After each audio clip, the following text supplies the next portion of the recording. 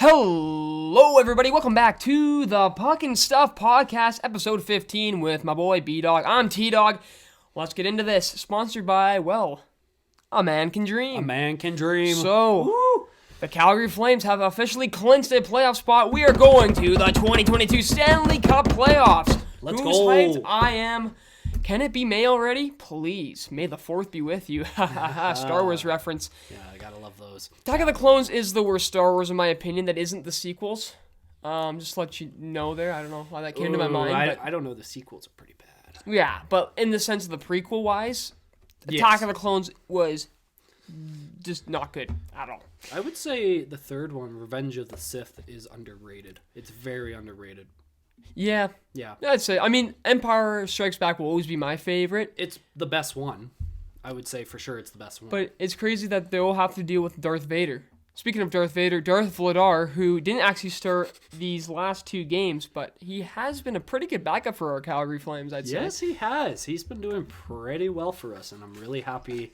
I'm kind of still concerned that we're starting Markstrom a bit more than usual still, especially after what happened in Vegas.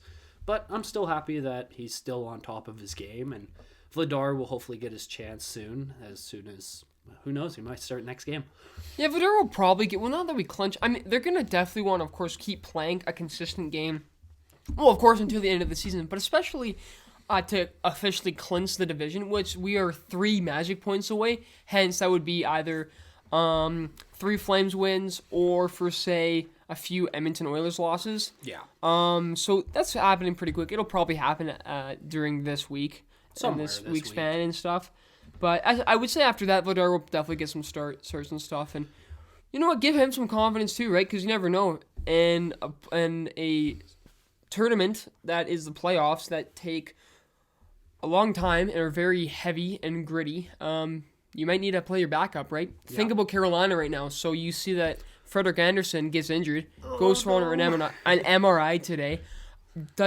So we don't know if it's going to be day to day or whatever. But of course, if he's going for scans, probably not going to be a day-to-day injury. No. So he might miss a few postseason games for sure. So you're going to have to see if Nedeljkovic will, or never mind, Nedeljkovic. Oh my goodness, Nedeljkovic is gone. But you have to see what. Oh Who my is their goodness, backup? Carolina's backup. Oh wow, that's. No, but for sure, I think Carolina is in a kind of crisis a little bit because I'm not trying to say Anderson kind of carried the load for that team, but he was a big piece because he was a runner for the Vezina as well between Igor and Markstrom. But that's a tough loss for Carolina, especially when you're going up against Washington. I'm trying to. David Ayres. No, I'm just laughing because I was just looking at goalies for Carolina, like just to see if there's any more news on Frederick Anderson, and it's just David Ayres, like the Zamboni driver. So thank you for that, Google. You guys are very nice. We lost to a That's good. Zamboni driver. That worked for us. Oh, yes. So funny. So funny. I guess we can start with, of course, with the Flames. So, of course, like we said, they clinch. So, of course, they're going to the playoffs. So, we're going to get ready to spend hundreds of dollars on tickets for nosebleeds. That'll be fun. But And beer. Yeah. ultimately, I'm happy with that win. However, I still think there are things to look for that I'll hope to be kind of cleaned up before come playoff time. Oh, I yeah, don't know for sure. if you have any thoughts on that there, but Well, okay. How we clinched wasn't even off of a win. Edmonton actually beat the crap out of the Golden Knights 4-0 when we lost 6-1 against them. And that was concerning, first of all, but I'm still happy we clinched. And then we started watching that Arizona game. The first period was concerning to me. And then second period, first goal by Dube. Second, a minute later, another 30 seconds later, they pulled a goalie. Another one, then they just banked off a 9-1 win, which gave me a bit of confidence, but it is just Arizona. Yeah. And this team obviously hasn't been playing to what they were before the All-Star break, which was concerning, but they did have a really tough schedule because of the COVID break. So I'll give them a benefit of doubt. They are tired, but they're still playing pretty good. yeah, we're definitely playing more games compared to the rest of the teams. Canadian teams are all in that similar situation because of that. Like these Chicago and Nashville games are the last of the COVID fill-ins because we didn't get to play them because of the COVID break. Yeah. And so these are the last ones, so that's good finally. But we've been playing COVID reschedules for how many months now? Right? Now, especially a lot of those East teams haven't really had to play that. No, so again, little bit of, I can see where the tire comes. Definitely a lot of games, especially like last month was pretty tiring. I can probably see where that was from, but my whole problem ultimately was just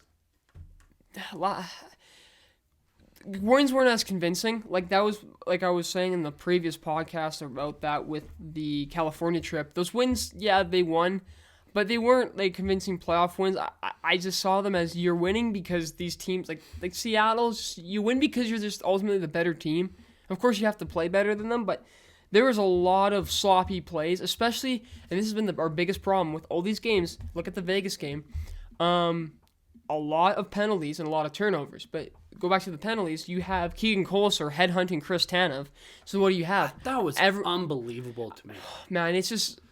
We keep talking about officiating, but it's been so many games, not just Flames games, of course, but so many games around the league where things like this happen, and it's like wrong penalties are being called for things that are not nearly as bad as that. Like, but then you see Lucic and a bunch of other players go after Colasar, and their whole game instead was doing that. And what Colasar kind of did worked. Because that's probably what his plan was, right? Yeah. Do some crazy hit and then get into the other guy's skin, because that's kind of that's the kind of game that guy kind of plays, right? During that game, there was like 4 to 5 Flames that went up to him, trying to start a fight, and the refs had to keep pushing them all away from him because he wouldn't start anything. And obviously, every Flames player there had the right to be pissed. He was in the heads. Of course, they had every single right? I was so shocked when they changed it from a major to a minor.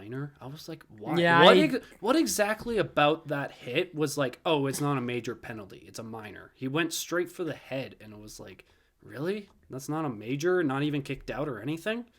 And that's just unbelievable that a player could get away with that. Because I'm thinking, when we were the last time that LA game, we were complaining the high stick became a 4-minute.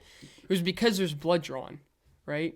But this is that was a high sticking. This is a head, like a what was the call? Was the call was it cross checking? No, it was what the call was officially, but I can't remember what officially the call was, but it should have been a head contact for sure. Mm-hmm. And it was clear. I thought head contacts were automatic.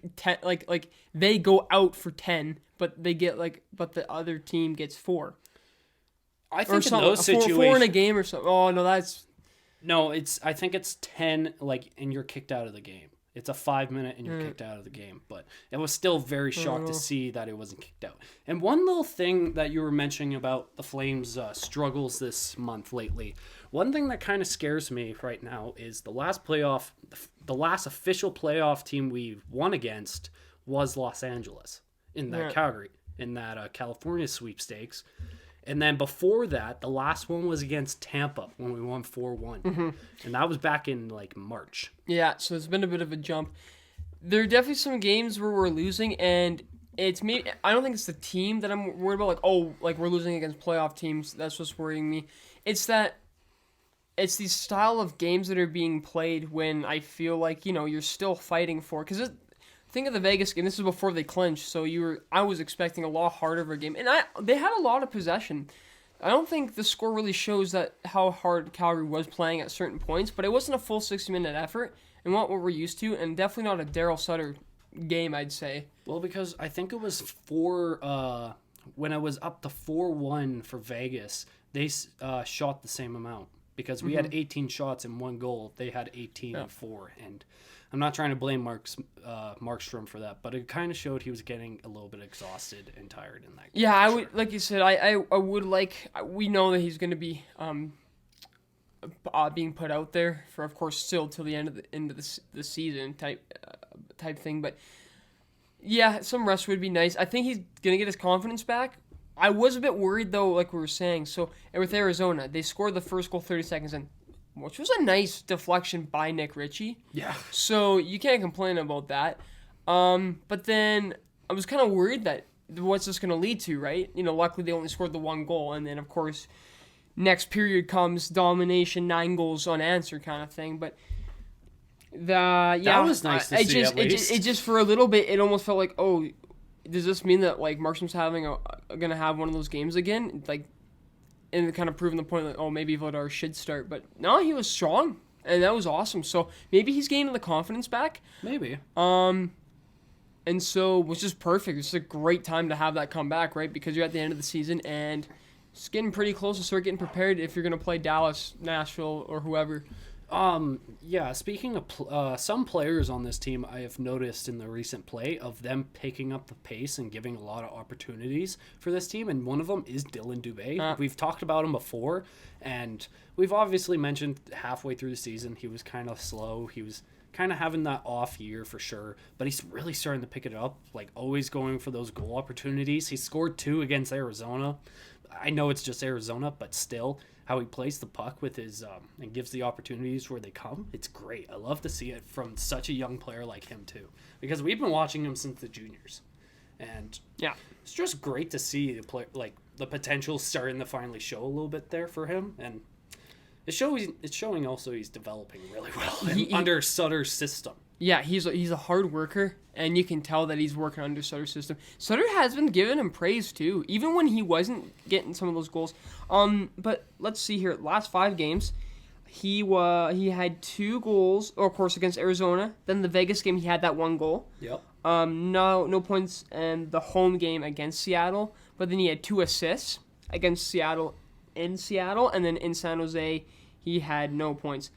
But 3. So 5 points in 5 games, man. A point per game. Last 5 point per game.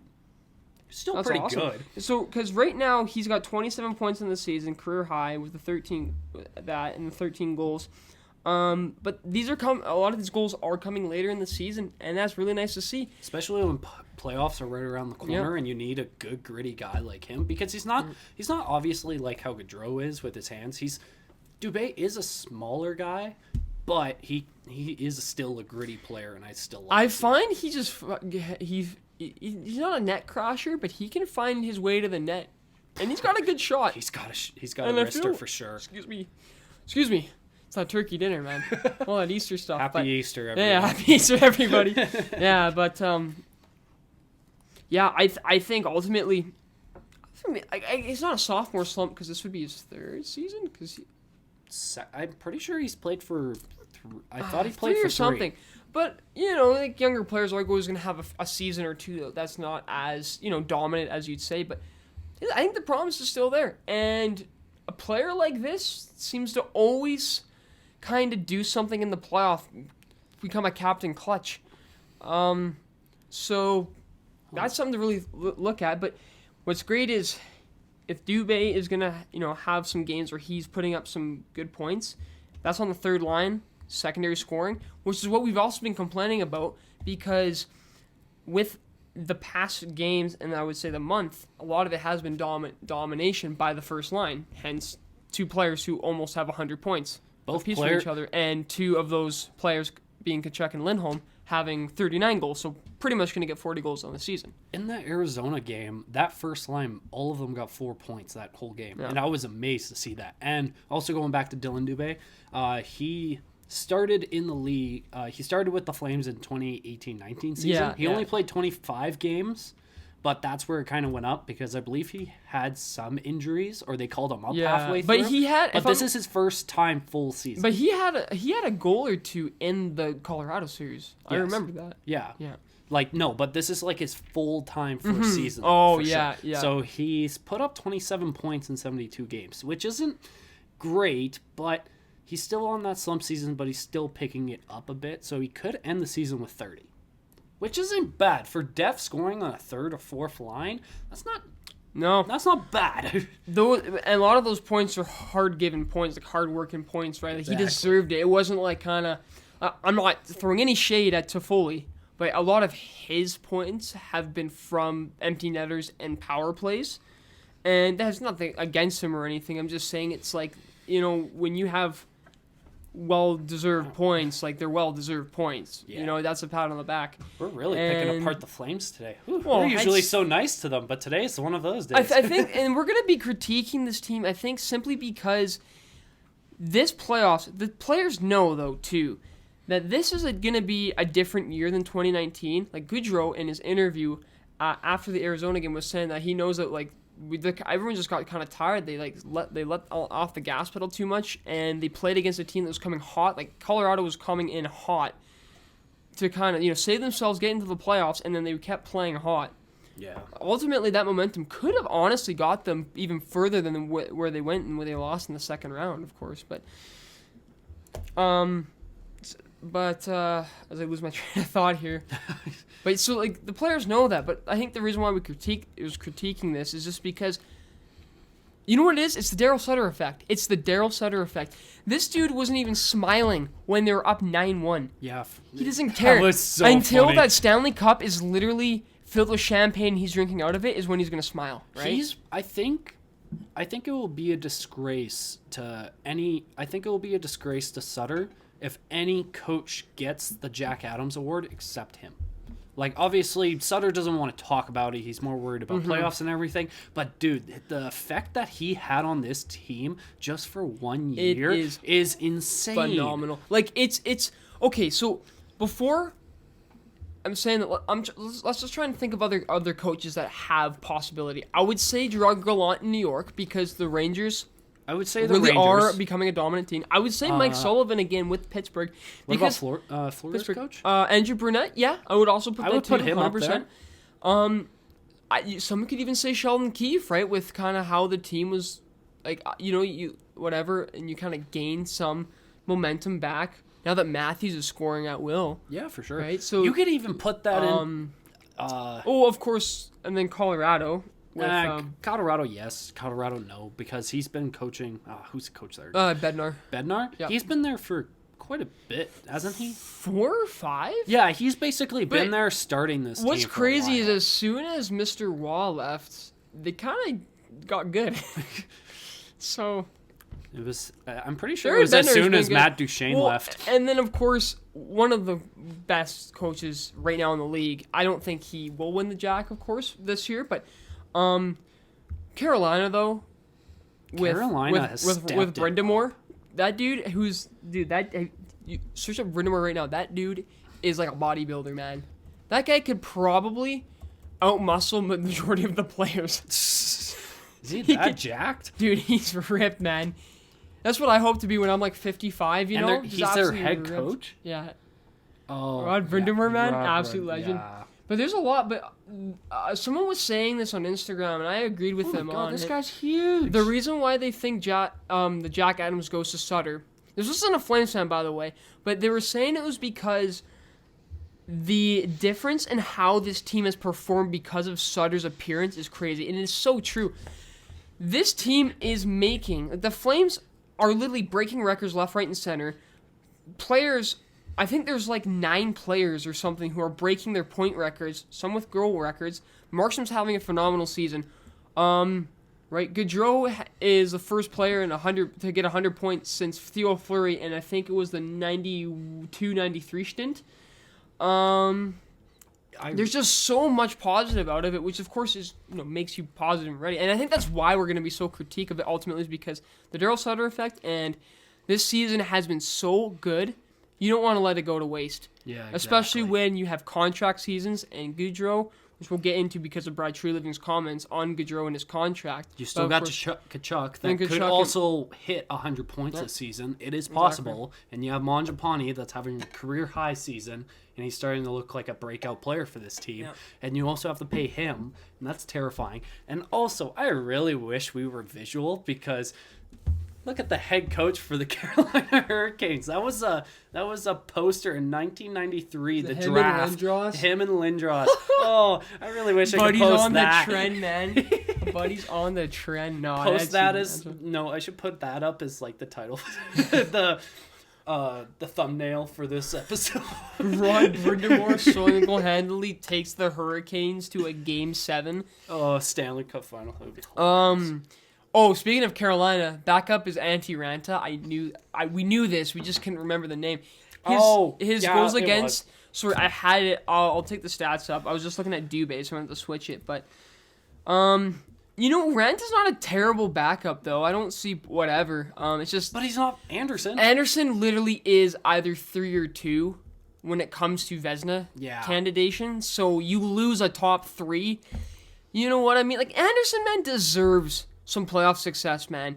He deserves the recognition that he should get. And I never understood why he didn't get as much in Toronto. I know there were fans that did, but there's some that just didn't and blamed Anderson on series. And this wasn't Anderson, man. No. He was being left out to dry. The defense would just kind of poop the bed at games, right? When he was with Toronto and he was versing Boston in those few first rounds, he was carrying that team because the team didn't truly have a good defense at the time. It was still good, but it wasn't compared to anything. Well, they've always had pieces, and Morgan Riley, for example, has always been a top there. And then, of course, the acquisition of Jake Muzzin. But Frederick Anderson held that team together, and I was very shocked to see them let him go.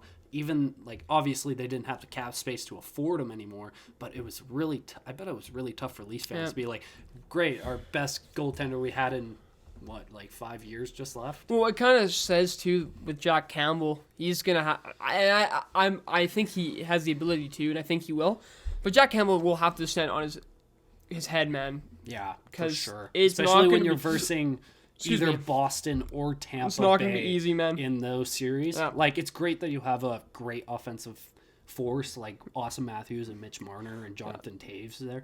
I keep forgetting Jonathan Taves is a Leaf. Why, you still think he's an Islander? Yeah, well, no. Maybe I just probably don't make the hear him playoffs anymore. if he was an Islander. Yeah, probably. I just don't hear about him anymore. It's just I don't know if he just took a slump or... I would say it's because he's getting older, so his game style has changed. He's not the goal scorer we know him as. He's more kind of a shutdown type of player. I think his two-way game has actually gotten a lot better. Really? Huh. So... Oh, he's taking that form, works, eh? right? Yeah. I guess when you have Matthews kind of doing all think of how Kane and Crosby, for example, are still in the league. Yeah, they still have the offensive touch, but they're not what they used to be in their prime. So they have to play a different... this is why I think McDavid will stay in the league for years to come, because that dude is so talented and so hockey IQ that even when his speed is lost, say when he turns, in his late 30s, early 40s, right, as it naturally happens, his game sense, he'll probably turn to a Crosby-like player where he's just going to be able to just know where his teammates are and just be able to just set up disgusting passes and just still be an absolute phenomenal playmaker, even with even with diminished speed, per se. He'll spend his time somewhere else, and I don't know if he'll be with the Oilers forever, depending if they actually do something. So Carolina here. Sorry, I'll just quickly go with Antti Ranta. Okay, so Antti Ranta, he's played 24 games, 12 wins, 5 losses, 4 OT losses, so 12-9 per se. 9.913 save percentage, not bad, with a 244 goals against. So. That's above average numbers. That is. That's not bad at all. Maybe a lot of that could be too. Teams got to play good in front of them. I think that changes a lot of the style that Carolina has right now, because they probably have to make such adjustments to your defense now because you lost such a key piece in Anderson like that, and you still don't know how long he's out for, right? Because they haven't given anything, right? And no, they're not now, because why would you give injury detail away when you're almost playoff time, right? Exactly. Then other teams are gonna know what your problem is. I was gonna actually say too. Okay, so let's look at Carolina's defense right now, if we want to. Ethan Bear, which sustainable. Everyone in Edmonton loved him, right? Ian Cole, Tony DeAngelo, who has definitely had a resurrection of his career, per se. Brett Pesce, Brady Shea, Jacob Slavin, Brendan Smith. Would you say this team? I would say yes. Do you think they somewhat missed Dougie Hamilton? Yep.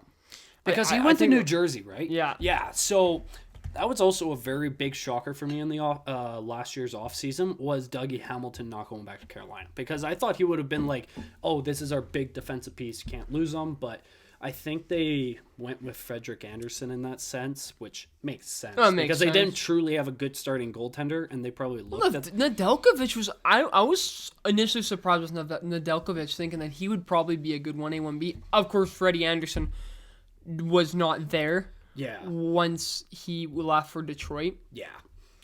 As well, yeah, I was gonna say I feel like if if they could still have Hamilton, he would have solidified their top four, and I'd probably be much more confident with Carolina in that sense. Yeah. Their forward group is good. Smitten Chicklets was saying that there's no superstar power, which yeah, they I don't think that's the problem though. I think St. Louis is a great example of you don't need a superstar. Ryan O'Reilly isn't as much as he's an elite player. He's not a superstar. They got really young talent, Tarasenko's lost his goal scoring touch. He lost it even during, not completely, but he wasn't as dominant in the goal scoring ability even in 2019 per se. Well, but you have Aho, man. Like Aho is seriously one of those players. It's like Matt Barzal, right? Like if young, you had him, talented. You'd give a lot, man, to have him on your team, and you would love him to be on your team. Oh yeah, for sure. Well, the one thing that I've been on my mind about this Carolina team now is you play your last few games. Imagine if Frederick Anderson is out for a month. He's out for maybe a month or two, and you go up against Washington first round. Washington still has Alex Ovechkin with a ripper. He still averages 50 goals a season. And you still have John Carlson. He's having a great year as a defenseman. Yeah, even their defense is putting up points, right? And they're assisting into goals on a consistent basis. Kuznetsov is still going. Yeah. Tom Wilson, this team is still. Right? This team has the veteran leadership it needs. It's got the young goaltending tandem of, crap, I can't think of it. Vitek Vanacek. Yep, Vanacek and Sam. And Samsonov, yeah. Yeah, both, they're obviously running an option. It looks like they're kind of running an option A, option B situation with these two. So. Because, Vanacek has 19 wins, 11 losses, and they both played 35 to 36 games. So they're obviously going to have to choose one. But that is still a deadly group for a second wild card. And then they just found out Carolina lost their goaltending. Yeah. That's in that situation, injuries, you might have to look at injuries a lot more in that situation because who knows? I think Washington might take that series. Injuries might somewhat be the reason why some of these teams don't go as far as they should. Mm-hmm. We look at the East, right, and think, all these teams pretty much are conference final worthy. I'd say so. The Atlantic Division, the top three are how they've been playing are all, I would say, conference final worthy. Yeah, for sure. Same with the Metropolitan. I mean, heck, even the wild card. The reason why Boston and Washington are even in the wild card is simply because they've just had a few weeks where they've just been slowing down. And yeah, it might be a bit worrisome, but they're not bad teams. And they're just not what they used to be. They have veteran leadership. They still have the experience, and things could be different, man. Right? Come playoff time, you get one game. All it takes for some teams is 1 or 2 games. You win a big one, you take that momentum to the next game, and you just keep building onto it, and then that can win you a series. I actually kind of want to go through the teams that have clinched for sure. Yeah. I'm gonna ask you if one of the big stars or a big key piece to their team got injured, do you think they're in a screwed situation or not? So obviously the first one we talked about was Carolina with Frederick Anderson in this situation, and I think they are in that screwed situation, but not completely. Yeah, you just lost your Vezina goaltender. You're scared, but you're not terrified. It's not like, chances over, pack up. Not at all. No. They're going to fight, man, to the death. But the fact that Freddie Anderson gets injured, like we were saying, changes a lot. And it's already got me thinking, so I've already had some predictions in my head, or I have how these first rounds are going to go. Kind of changed it, right? And that's only happened, since last night. Yeah. So... Well, because with the Rangers and Pittsburgh, if they lose a true key piece, I don't think they're completely screwed in this scenario. Rangers with Shesterkin, though, I would say. Well, that depends. Obviously, it does depend, but I'm just saying a true key piece. If they lost a forward, not worried. Defense, probably not too worried. But other than goaltending, yeah. These two teams I could still see fine. Florida, no. I could see them in the same boat. Well, they've already lost Ekblad, and they're still scoring at will. Yeah, and I mean, exactly. The defense is probably their and it's not even a hole at all because it's still great defense. It's just the fact that Aaron Ekblad and Mackenzie Weegar were definitely a top 10 to top 5 D pairing in the league this year. You missed that, right? Yeah. But yeah, Florida's doing fine without Ekblad. So if they get him back, then they're just going to be even better. I think I think if Toronto lost a true key piece, then they would be in a little bit of trouble. Because I'm not counting goaltender-wise on injury. I'm just talking like key piece to the forward or defensive pack. And either of those for Toronto would be a little bit scarce. Losing Matthews would be so crucial. Yeah, because he's already on a day-to-day injury. Yeah. And, like, obviously, you guys are lucky it's a day-to-day. But imagine if that was like 2 months, 3 months out for a postseason. The thing with Matthews is because of this season he's having, I think that also gives some momentum as well. Yeah. Play for him, play for whatever. They play for each other in that sense. Lose that. But you lose Matthews, so you're losing goal scoring, which of course you need to score goals to win hockey games. Ooh, crazy analogy, eh? But then that solidifies, man. That first line will be different. I mean, yeah, it's a tough one, isn't it? He really is a key piece. It's such a key piece. Same with Jack Campbell, but that's why I'm not counting goaltenders, because if any team probably loses their starting goaltender, you're in a situation. And especially now, they're most likely going to get home ice advantage over Tampa or whoever they play. Man, they could still definitely pull it off. It's just, man, losing Matthews would suck. I'd feel bad for Toronto, man. Matthews is, with the momentum and what he's been doing, he might just light it up. He might just score 10 in the first series and just be like, oh. Well, Toronto already lost Scotty Barnes to the Raptors. Already lost Scotty Barnes in the playoffs, so they're already suffering enough against the 76ers. One Toronto team needs to do good in their playoffs, and I hope it's the Blue Jays, because Blue Jays are gonna. That's the only one I decently like.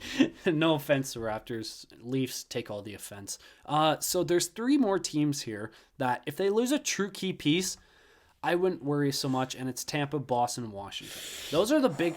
Washington, maybe. This Tampa sometimes without Vasilevsky gets kind of wonky. It's weird. Yeah. But here's the thing.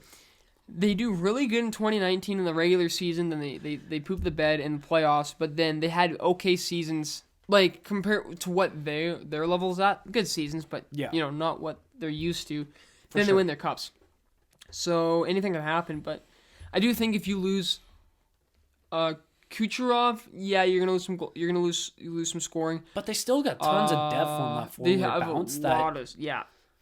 I don't know, but Vasilevsky would suck. I think Brian Elliott probably can't play. Especially if they're gonna go, let's say these games go to 7, because I have a feeling Toronto and Tampa will be like a game 7, game 6 type of thing. I don't think Brian Elliott can play all those games and be consistent in that. That's just how I see it with him. So. Yeah, losing Vasilevsky, I think, would actually be more detrimental than I think we'd realize. Yeah, probably. And then Boston, Washington, those scenarios. I think for Washington, losing someone like Ovi or even Kuznetsov in that scenario would scare the crap out of them. But other than that, if you just count out goaltending, I'd probably be a little bit concerned for Washington, even Boston in that scenario, because what is Boston's are they going option A, option B goaltender scenario since Tuukka Rask? Yep. For a bit it was Jeremy Swayman over Linus Ullmark, but now it's been Linus Ullmark over Jeremy Swayman. And Boston's lost a few of their last few games. I'll put it up right now and find the stat, but what are they in their last 10? Oh, actually, I have it right here if you're curious. You can. They're actually 5 for 5 in their last 10 games, and they're on a 1-game winning streak. Washington's been 7-3 in their last 10 games, so they're actually doing pretty well. I just realized Florida's 10-0. They've won 10 straight. Yep. They're going crazy.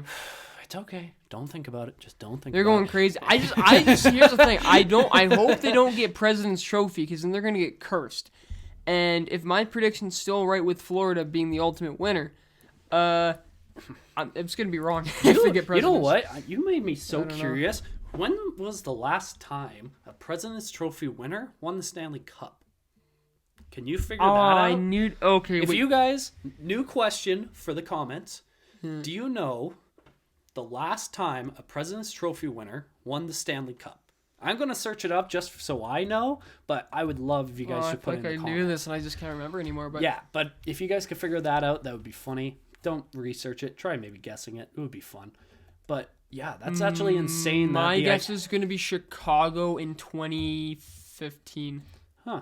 Or 13. Probably wrong about that, but... Yeah, but anyways, back onto our point before. There's a few teams that obviously would be at loss if you lost anyone, for sure.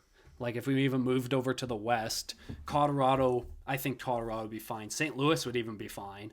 Minnesota would be a huge scare. Same with Calgary. Same with Edmonton lost. Yeah, most of these teams would be scared if they lost a key piece. Okay, let's see. So, we used to just clinch, so we can't talk about Edmonton, LA yet, or Dallas, Nashville. Oh, yeah. So just for the West, we would only talk about 4 teams. So let's just do Colorado first.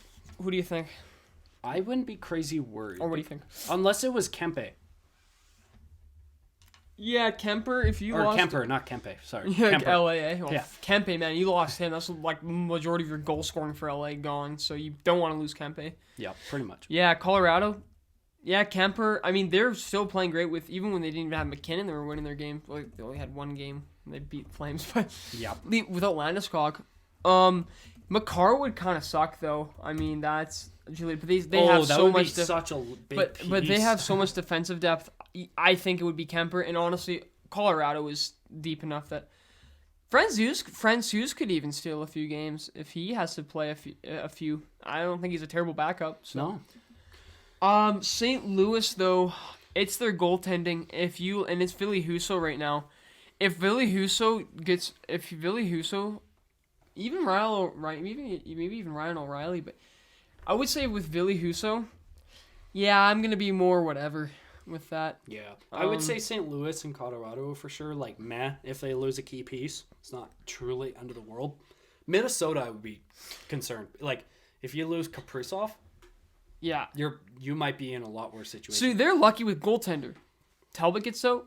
You have Flower. You literally have Fleury. Like they're so set for goalies. I don't think they're gonna worry about that. Especially Fleury in playoffs. Man, you need that first line to play dominant and keep being predominant because of what they've been like. But if you lost Kaprizov, that changes a lot. But heck, even Ryan Hartman and Zuccarello, they've kind of actually surprised me, and I gotta apologize. I don't think I gave them as much credit as I should have earlier in the season, but Hartman and Zuccarello have been having great seasons. They're very underrated, aren't they? Oh, they're very underrated. I'd say definitely the Kaprizov line is one of the best in the league this year. Yeah, for sure. There's no thing telling about it. One other thing I just noticed on here: Colorado and St. Louis are both on 9-game winning streaks right now, so they're really hot going in as well.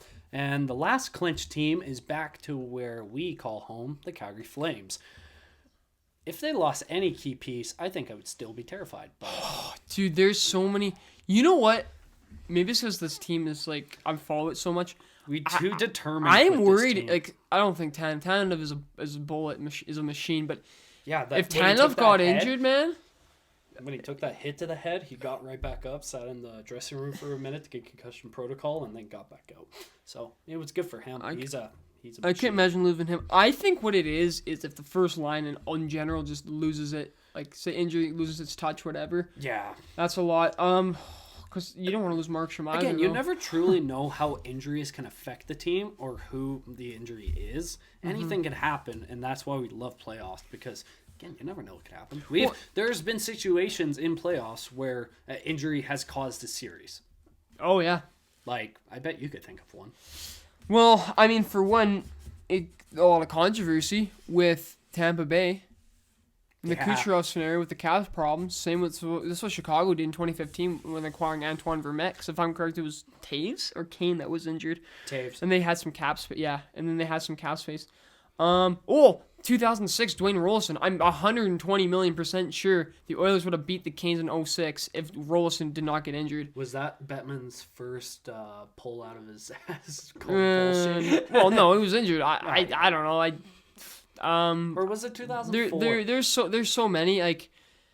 Luckily the Flames didn't have injuries in that series in 04, but let's just go even a bit earlier.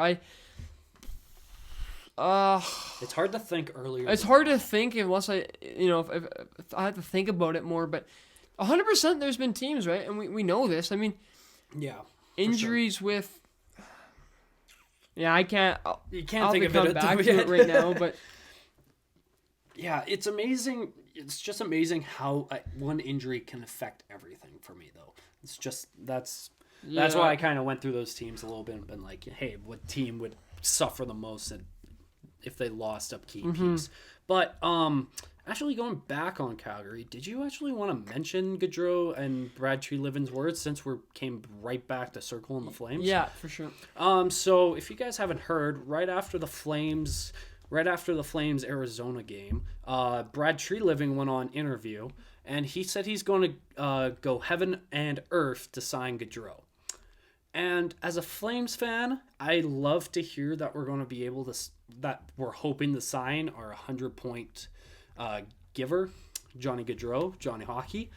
But that means you have to make some off-season moves to hopefully sign Tkachuk and Mangiapane, even if you get to that point. Because I always thought that if you can sign all three, you sign Tkachuk and Mangiapane. For sure. You let Gaudreau get whatever you can from somewhere else, and maybe you even match it to bring him back. But in this situation, they're going all in on Gaudreau. Why does that scare me? Does that scare me a lot more than it should? I'm just not trying to really think about it because my humble opinion, I think it only my humble opinion. I think it has to just honestly, it's gonna come down a lot of it with how our playoff experience is. I really do think if this team does something, go conference final, I think that's gonna allow for more leeway for these players to be like, you know what, yeah, I'll get some more leeway. It seems like Gaudreau's family, for example, like his parents love the city. I see Jane. I see his mom, Jane Gaudreau. She's always answering to Flames players and stuff. Yeah. On Twitter, and they love it. And Guy's seems to always kind of have this positive attitude towards it as well. He was saying that he loved the idea that Daryl Sutters was going to be coaching his son. So I think there's a lot of that as well. But ultimately, of course, it is his decision. I don't understand him wanting to go. Like, people are like, he's going to go to Philly. Why? Philly doesn't have a lot of... no offense to Philly. Yeah, Carter Hart, but Carter Hart hasn't really been too sustainable in that sense. And they're kind of in a rebuilding phase. I mean, heck, you lose... They had Nolan Patrick. They drafted him. They trade him. And... They could have had Kale. Of course, Giroux's gone. And... Like, what? Like so many players. I mean, there's... Maybe Atkinson might be a nice little... whatever. Morgan Frost is a nice young prospect, but it's nothing too crazy yet. I don't think Gaudreau would go to that situation at the age he is, though. And then Keith Yandel, like, it just seems like the acquisitions for Philly, even with like Ristolainen and not Ekblad, sorry, Yandel. I don't know. I don't see it. Unless he goes to a team in the East. People were saying New Jersey, which okay, I can see maybe if you want to play with Hughes and Severson or Sharangovich, like yeah, there's some forward lines there, but. Honestly, I don't know. And I don't think, honestly, people should stop talking. This always happens. This happened before 2019 playoffs, and guess what happened? We lose, and then everyone's like, leave. I'll be honest. I was for a bit saying that Gaudreau should be traded, but after this season, he's proved me wrong. I'm so glad he has proved me wrong, and it makes me feel like an idiot, because it's so nice, man. It's just having a player who's... We haven't had a player like this caliber in this season since Iggy. And the fact, I'm not saying it's going to happen or whatever, the possibility that he might be able to perform in the sense of more points and have actually better career statistics than Jerome Iginla was pretty crazy. I have a feeling Jerome Iginla would have had more points in the dead puck era because he never had 100. Yeah. But his goal scoring ability was, of course, unmatched. How confident do you feel in Gaudreau's ability to put up points this playoffs? Do you feel a little bit better than he did in 2019, or is it about the same? Is it about the same? The fact that this team knows its problems, and Daryl Sutter is seriously the only reason why I actually have hope this year. that's seriously, because and Markstrom having Vezina if year, you that's don't the only have him, and say you go, I don't know who else would have been a coach, but if you do not have Daryl Sutter, you do not have this historic season. I bet you we're a bottom wild card team. That's what I bet you we are without Daryl Sutter. I'm being serious. Actually, and you probably don't even. That's a hot take. I could agree with. You probably don't even acquire. You probably don't even acquire Coleman. No. You don't acquire Toffoli. I don't think. You probably don't acquire Janmark. No. That's also based. Yeah, that's based on how the team has performed this year, and it's big part of it is Sutter. But ultimately, it's how they perform, and that's what, to me, is going to deal with a lot of these things. So I'm not going to worry about it because even if those players leave, oh well, that's unfortunate. It'll be depresso mode for a hot minute, but this playoff series is going to determine so much, so that's what I'm excited for. Yeah, I'm really excited for how this team will perform in playoffs, but that little I love how Gaudreau's finally having that career season, and he's going to get a big boy contract at the end of the season, and maybe he goes somewhere else, maybe the Flames sign him, but dude, that's the back of my head of just how he's performed in playoffs before, like, to now. It still bugs me because he didn't have 100 points in 2019, but he was just 99. He was on the edge of it, and it was his career season, and we go in against Colorado and that happens. Yeah, and that still scares me because if I'm actually going to go really in depth with it. His line that playoffs didn't perform that well either, though, and it was more depth scoring. That's true. So, like I said, it's actually even I kind of just went off topic on that, but my answer to that was Daryl Sutter will pretty much probably push Gaudreau in the first line to kind of take an extra step, and I think you're going to see a little bit. But, of course, it being playoffs, I do see depth scoring being the bigger factor. Yeah, for sure. So Gaudreau's playoff career stats in playoffs so far was, so the first one was 2014-2015 season. Remember that. 11 games. He scored 9 points, 4 goals, 5 assists. 2016-17 was the year we got 50 wins, and we versed Colorado, right? Or was that 2016-2017 is when we played Anaheim. Oh, 2018-2019 is what you're thinking. Yeah, so we played 4 games. He had 2 assists, 2 points, -4. Then the year after, no, sorry, not the year after. That's right. The year after that. 2018-2019, so 2 years. Yep, that's right. So we played 5 games. He only got 1 point out of that, and then in the 2019-2020 season he played 10 games, he put up 7 points. So obviously for 30 games he put up 19 points and -8. So obviously it's not terrible, but to his caliber that shouldn't be what it is. He should at least be almost 30 to 33, like almost 40 maybe. But well, it's just his presence wasn't like he didn't ever seem to be what he is really made out to be. That's what scares me because he's shown. Obviously, I love how he's shown through regular season, but I've truly haven't seen him in playoffs to be confident enough in his play. But hopefully, he changes my mind. The thing is, we just haven't seen enough too. No, right? And so, but of course, it's there. Yeah, it's tough. But like I said, it's a tough conversation. I really think things are can change. I'm not gonna say will because you never know, but can change now that Daryl Sutter is kind of at the helm. Yeah, for sure. Hopefully, there's a lot of improvement on this team coming playoffs, and hopefully they pick it up a bit. But I'm still so excited for this team to play and kill it. Hopefully, this playoffs for sure. But Tristan, I think I've run out of stuff to say. Yeah, have you? Yeah, I ran out, cool.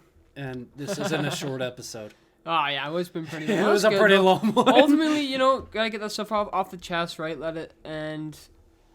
Ultimately, let's wait. Let's just wait. Gotta wait for to clinch the division and then get playoff ready. As long as this team, I'll be more sales. I'll stay confident. I just want to see what the team's gonna do with these games that, for say, don't matter, quote unquote. Because if they're gonna still play tough and try and get some individual achievements as well as some team achievements with the last few games in place, I think that's going to probably determine a bit. Just keep staying hot coming into the playoffs. I think it's going to help a lot. But ultimately, I'm so excited. Can't wait. I wouldn't be surprised if they start resting players, like key players. I don't think they're going to rest game 79, game 80, game 81. No. Really? Yeah. Oh, yeah. Sutter is going to probably play and everyone. I think he's trying to prove a message, man. I really think he means it. I do not, because that's what they were all saying. That's what he was saying. It was job's still not done, right? It's still not the playoffs. I think he's going to make sure this team is winning games and pushing them to win these next few games, because I think biggest thing was just the momentum. Yeah, that's very Tired true. and fatigue and stuff. So yeah. I'm still excited to see it. I really hope we do go far this year. I'm really excited.